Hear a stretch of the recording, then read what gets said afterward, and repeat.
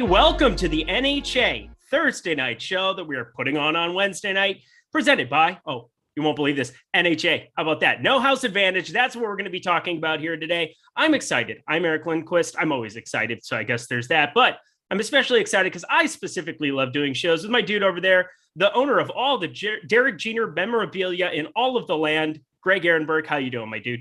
Yeah, also a lot of Derek Jeter NFTs. I will say this, for some reason for me, and maybe this applies to other people, maybe it doesn't, I find it much easier to spend money on products that are not actually fungible than like the fungible ones. So I have a lot of Derek Jeter NFTs, but then I go to the mall to try to get stuff to hang up in my office so it isn't barren looking. It's like, do I really want to spend like $170 on this picture? And it's like, I have so many of the Derek Jeter NFTs. So I kind of logic it that way. But yeah, I'm looking forward to actually getting some stuff up in my office and talking about the ever exciting Jacksonville Jaguars Cincinnati Bengals Thursday night game. I mean, come on. It can't get any better. You know what?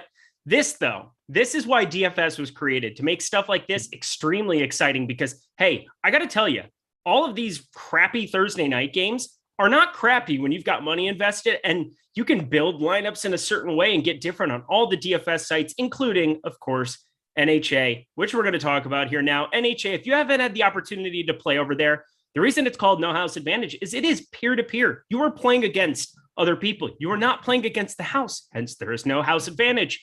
They have sports in absolutely everything. NFL is what we're going to cover here today. Then they've got NBA when that comes back. PGA as well, which I'm going to be doing the NHA PGA sponsored show with Ben Rasa here today, talking about at 4 p.m. my time, 7 p.m. is what we're looking at for everybody else. So tune into that as well. Their Thursday material is just fantastic. One of my favorite game types to play on NHA. But what you do is you pick players. You have confidence slots appropriated for them. You have 7, 6, 5, 4, 3, 2, and 1. You want to put the ones you're the most confident in up at 7. You want to put the ones you're least confident in at 1, or you just don't play them and include them.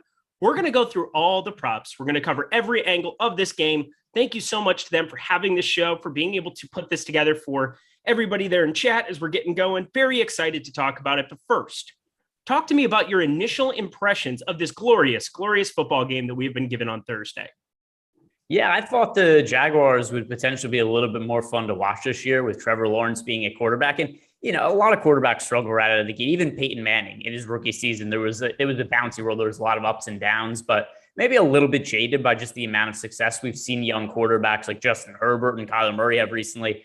I thought we were going to see some of that from Trevor Lawrence, and it just has not been the case whatsoever. So, I mean, right away when we're going to be talking about the quarterbacks here off the bat, one of the best overall projected props that we have here is going to be under on Trevor Lawrence's passing yards. And it's not even a big numbered prop over at NHA, where they have Trevor Lawrence over under 245.5 passing yards. And we have Trevor Lawrence only projected for 229.9 for Thursday night's game. And I mean, at first glance, it looks like a low number, but our projections match up. But I mean, what do you make of this really slow start we've seen from Lawrence?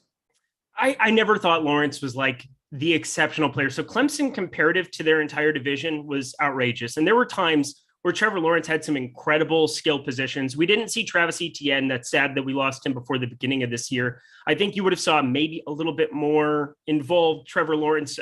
You for sure wouldn't see all these turnover problems that the guys had in the early going. I think just having that safety valve there. James Robinson starting to get a little bit more involved, but so far 7 picks and 2 fumbles for Trevor Lawrence. That's not getting it done. Hard to play football and be effective when you're turning the ball over 9 times in the course of 3 games. That's a bad average. So I expect him to play better going forward, but I was never super excited with this team to begin with. I was excited about the Cincinnati Bengals, and that's where, you know, we're seeing some strange stuff out of them here. I mean, he's just extremely efficient as it goes. 8.5 yards per attempt so far, 9.3% TD rate. I mean, the Bengals are airing it out a little bit, but it's still so hard for me to kind of look at this team. And against Jacksonville, everybody's going to want to be playing the over on some of these props for him specifically. What are you looking at doing on the Joe Burrow side, which I think is the more appealing side for fantasy purposes? Well, I mean, it depends what we mean by appealing, right? Because I think the unders are Yeah. plenty appealing for Trevor Lawrence. I know that in general, we look at unders and just think, oh, look, that's some sort of, oh, actually, I'll take that back. One thing that is appealing with Trevor Lawrence is over 0.5 interceptions. Yes. That is an appealing over. We have Trevor Lawrence projected for, actually, I don't understand why that number is only 0.5 interceptions, because looking at Trevor Lawrence, you just mentioned his turnover numbers so far this year. Interceptions 3-2-2, and obviously he's been fumbling the ball a little bit also. But just we're talking about the interceptions, somebody who in all three of his career NFL games has multiple interceptions, only has an over/under of 0.5 interceptions. That number is too low. So, all things considered, do I like Trevor Lawrence for notice advantage? I do quite a bit, but I like him because I dislike him. If that follows there, so I do think there are props to like there. And on the Joe Burrow side, I mean, I think over 245.5 passing yards makes a whole lot of sense. We have Joe Burrow projected to go way over that number. 275 is our projection for Joe Burrow. What you were talking about before with Burrow, who was the number one overall pick, last year, the year before Trevor Lawrence, I wasn't exactly sure what we were going to be getting out of him this year for a couple of reasons. Number one, just the devastating knee injury last year, combined with opening up this season with what was expected to be a really bad offensive line. But it's held up okay so far. Burrow's looked plenty healthy. And also he's got great wide receivers to throw to. It's been massively helpful that Jamar Chase has looked so good. So I think from looking at the quarterbacks, we're just looking at who is actually going to perform well in this game. Not to let's take Trevor Lawrence props because he's been so bad lately. But I think the over on Trevor Lawrence, particularly for the passing yards, is really what stands out. And Cincinnati's been a middle of the road defense, which is better than I would expect Cincinnati's defense to be here. 2-1.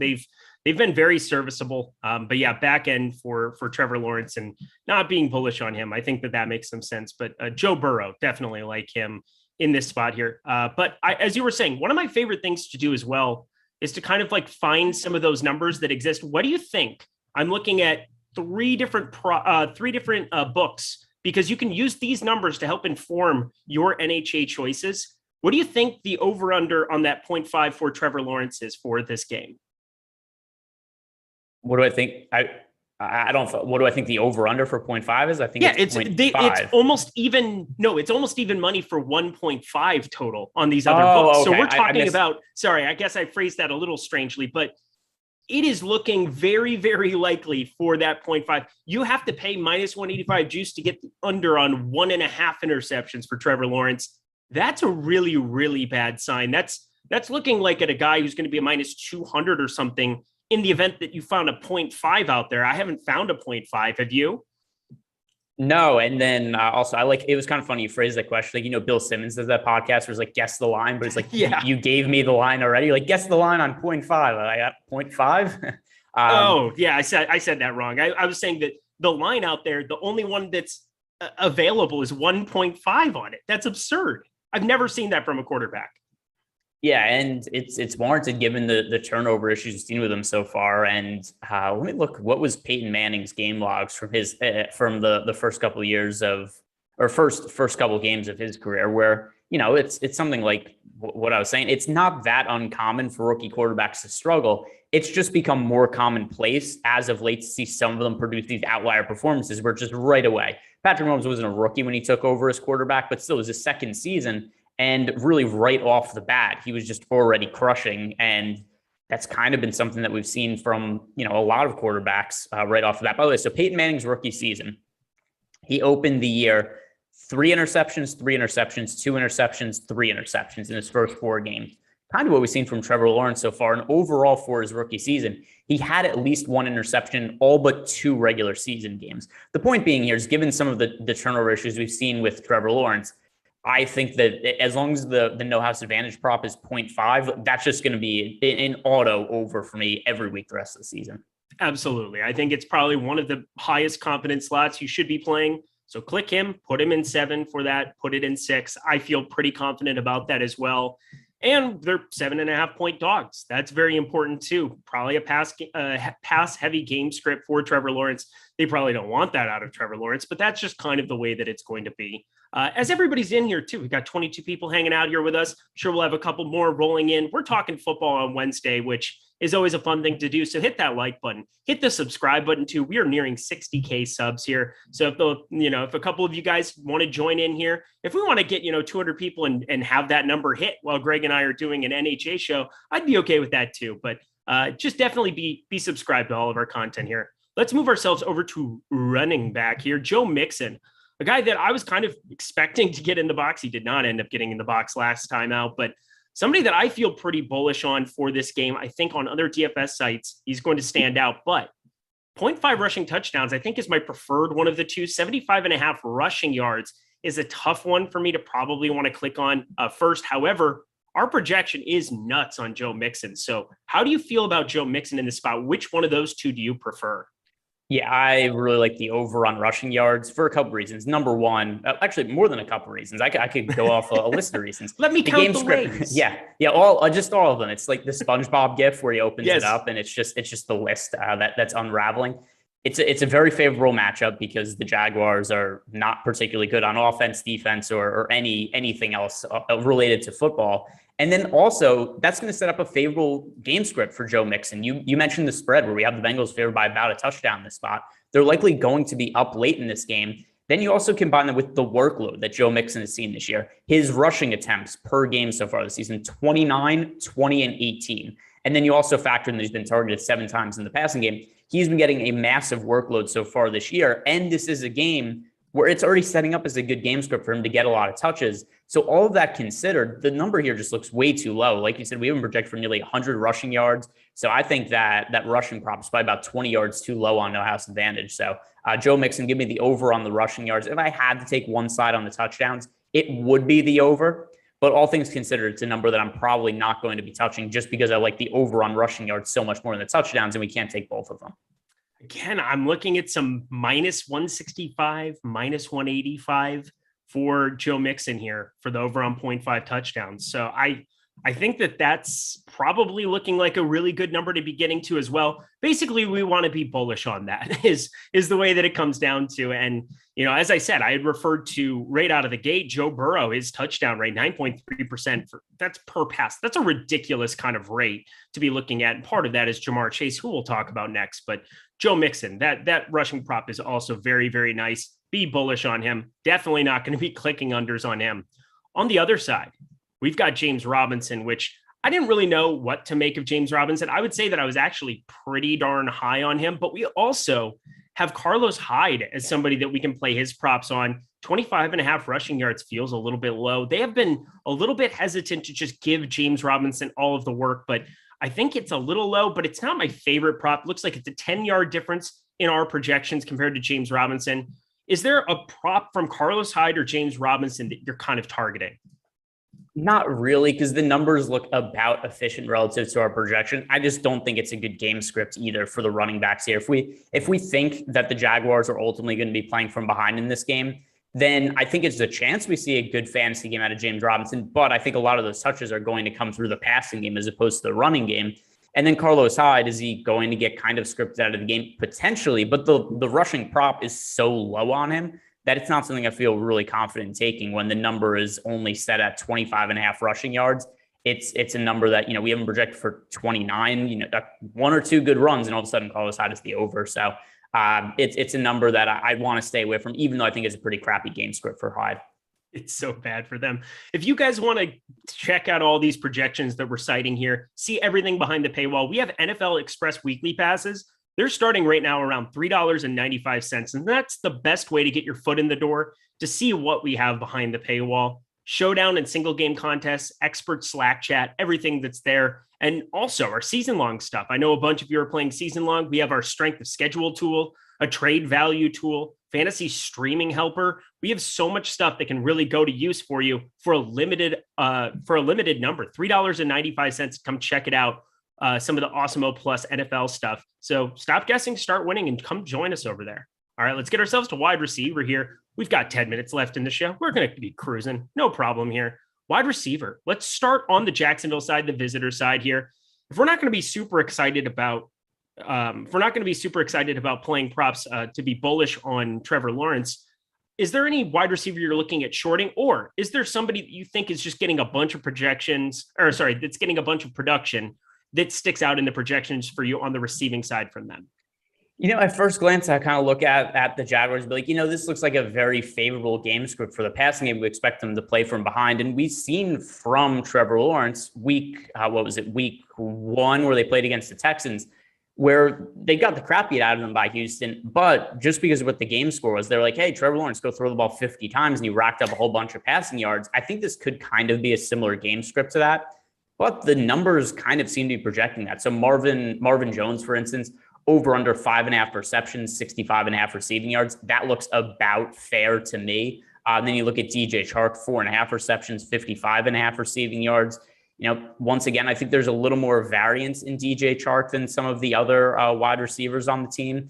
But still, it's a spot where I don't really feel really strongly in terms of any of those numbers. Is there? I don't think there's no props for Laviska Shenault here, right? It's just Hyde and Chark. Yep, just tried Hyde and Chark here. So we've got that. We've got a lot of guys here from the Cincinnati side. We'll kind of cover tight end because there's no tight end, I believe, to cover from the Jacksonville side. So we'll throw CJ Uzoma in on the next section, but we even have Auden Tate props to be looking at on the Cincinnati side. It's pretty barren from the Jacksonville side for sure. Yeah, and it's also going to be barren from the Jacksonville side because we only have 2 players to choose from, and the lines look, about accurate there. Right. If there was, he's not here, but maybe there's a chance he gets added or something. If there just ends up being Laviska Shenault with an over/under receptions number, we haven't seen a big game from Laviska Shenault this year, but he has been getting targeted a lot in the passing game. He catches a lot of short passes, so maybe that would be something that could potentially be interesting. But from some of the Cincinnati receiver side, once again, one of the issues I have here with this team is that I don't know if the game script is going to be super favorable for them to pass a lot in the third and fourth quarter. That's why I prefer targeting Joe Mixon in the running game. But if we're going to take overs on Joe Burrow's passing yards, I think we kind of want to correlate with some of these receivers. So one thing we have to point out here is that T. Higgins injured, not expected to play. So with that in mind, he is not listed in No House Advantage, not listed in our projections because he's not supposed to be in there. The player who stands to benefit the most is Auden Tate, who I think is going to get the biggest boost overall in terms of playing time. Except even with that said, 1.5 receptions. How confident are you that Auden Tate is going to play just like all the snaps on Thursday night? Not very would be the right way of saying it. T. Higgins, I was going to say, yeah, he's not going to play. We still have him in the projection. So I got to think that everybody's going to take a little jump up when we take T. Higgins off the field there. So, I'm very bullish on getting to some of these other guys like Jamar Chase, T. Higgins. But last week, it still wasn't a super favorable spot for Auden Tate to be going. Looking at his numbers, 57% of the offensive snaps, still, ran a route a number of times here, but 1 catch, 14 yards in this spot. You got Jamar Chase on one side, who's starting to prove that he can be an alpha right out of the get-go. 4 touchdowns through 3 games. And, some of those are favorable spots. But, Chicago and Pittsburgh, we got to be looking at as being above average defenses for sure, better than the Jacksonville side. So I think just from a touchdown standpoint from Jamar Chase being able to get in the box here, and plus his 4.5 receptions, I'm looking at a number of books. Again, I compare those along with NHA to be able to make more informed decisions. I see a -130, a -140, and a -135. So, those are all going to be a little bit, we should all be a little bit more bullish on Jamar Chase as a result. Then I don't know if I'd be looking to really go out of my way to make Auden Tate anything more than maybe like a number 1 or a number 2 confidence play. Yeah, it's like I said, right now we don't have projections for the situation.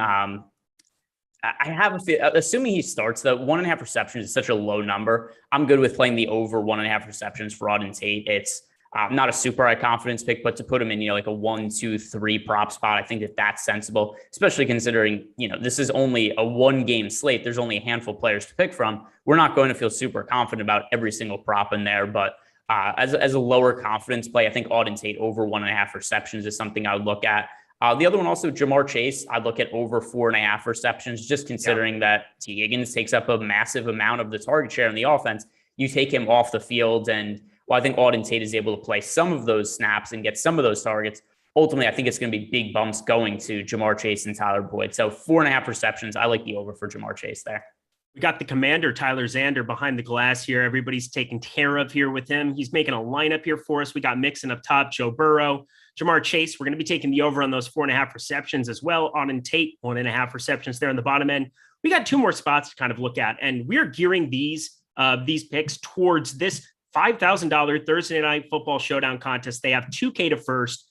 And if you want to be able to get in that thing a little bit easier, $20 entry, simply go and use promo code Awesemo. That gives you a $25 deposit bonus when you use it. Take advantage of that offer. That's how you build a bankroll. That is how you sustain a bankroll, being able to get some of these promotions. So if you have not had the opportunity to play over there, create an account, use promo code Awesemo, and get to it. All right. Do we have two more props anywhere up and down the board? I'm looking at CGU Zoma. That looks a little bit efficient to me as well. It's like a yard off. But if we take T. Higgins out of these projections, I think just being able to build towards a game script, if we're going to just be bullish on all of these Cincinnati players, is there anything else you'd like to round out that lineup with? One thing that's tough is I don't know that we really want to get three receivers and go the over for the Bengals. That would be a situation where if this was a cash game sort of deal, where we're just looking at players almost like in, salary cap DFS on a points per dollar base, I think it would make sense. But I think that you're really capping the upside of your lineup a little bit if you're just like, hey, I'm taking the over on every single Bengals wide receiver, because it stands to reason that even if each individual one has value, you don't want the over on all of them. I would certainly lean towards being over on CJ Uzoma, but I don't really know that's the way that I'd be looking to go given the construct of our lineup. But would you be confident with taking three overs in the same lineup for Bengals receivers? I would be if I put them. I would want to have one like an Auden Tate all the way at the bottom in the one confidence slot. I wouldn't have to necessarily be perfect. You're trying to be perfect in this spot, but yeah, just like we would play, if you have, let's go to the Monday night example. We have Amari Cooper, we have CeeDee Lamb. You basically want to be playing one, and their production is going to be at the complete detriment of the other. Sure, they're going to have the same game script. They're going to have the same opportunity in terms of who's throwing them the ball. But one, if they end up getting a big touchdown pass, it's directly going to affect the production of everybody else there. So I'm probably with you where I wouldn't necessarily want to have three, but I don't know if I want to go out of my way to like short a bunch of them. And plus, if you get in a game script where if you're trying to build something different where Cincinnati just goes out and obliterates them, put Joe Mixon up there, short some of the receiving props, and then, build more than one lineup. Have a Jacksonville game script where they just kind of pass above expectation. And, that's something we kind of look at when they're already 7.5 point dogs already. So for me, we're building the most positive EV lineup we can. And you don't have a ton of entries in this contest. I think you had talked about that last time where there's 300 entries. We don't have to get super different, but definitely if you want to get different that nobody else is, just build a game script that nobody else is going to have. Yeah, and I think maybe if we're going to be really heavy targeting the Bengals receivers here, then maybe it just makes sense go over to Carlos Hyde, who, even though we have this number projected about fairly at 25.5 rushing yards, maybe we just say like, hey, for the rest of my lineup, say we're over on passing yards for Bengals receivers, we're over on rushing yards for Joe Mixon. For all of those situations to play out, most likely we're going to need the Bengals to be just lighting the Jaguars on fire on offense. The Jaguars probably play from behind. And then Carlos Hyde isn't on the field a lot. So I think within the construct of the lineup that we're looking at right now, I'd go under 25.5 rushing yards for Carlos Hyde. I like that too. We'll put that in, and then we'll let everybody else fill out whatever they want to in that 2 confidence spot. But otherwise, there's a lineup for everybody. If you want to put that to good use, come and split it with us. I'm going to throw that in here right as we get done. But any final words for the people as we've kind of covered everything from NHA for this Thursday night game? Anything else you want to finish with? No, not at all. Just how do people get a deposit bonus over at a NOS Advantage, Eric? I'm so glad you asked. You use promo code Awesemo, you get $25. You put that to good use immediately. I say it all the time. I already said it this show, but that's how you build and sustain a bankroll. It's the most important thing that we can tell you to do is to just simply open an account at NHA and take advantage of that promo code. That's a free entry right off the bat. That's a couple free entries if you want to play in some of the smaller contests for this as well to get your feet wet at NHA. But otherwise, that's going to do it for us here. I'm excited for this game just simply because DFS exists and because No House Advantage exists. He's Greg Ehrenberg. Thank you so much for all your expertise. I'm Eric Lindquist. We'll catch you next week. There we go.